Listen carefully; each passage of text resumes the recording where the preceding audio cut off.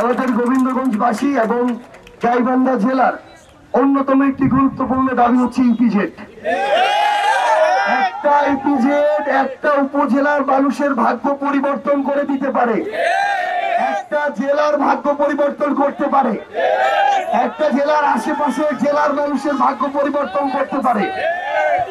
আমরা আপনাদেরকে একটা জিনিস বলি, এই ইপিজেড হওয়ার জন্য সরকারের যেমন ভূমিকা রয়েছে তেমনি স্থানীয় রাজনীতিবিদদের গুরুত্বপূর্ণ ভূমিকা পালন করতে হবে।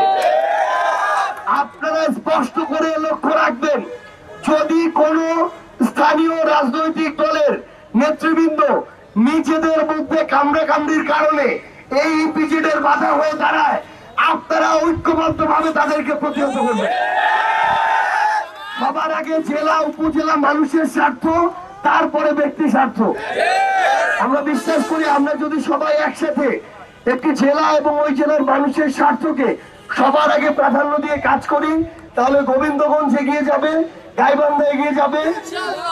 আমরা জাতীয় নাগরিক পার্টি এনসিপি গাইবান্ধার গণমানুষের প্রাণের দাবির কণ্ঠস্বর হিসেবে কাজ করব।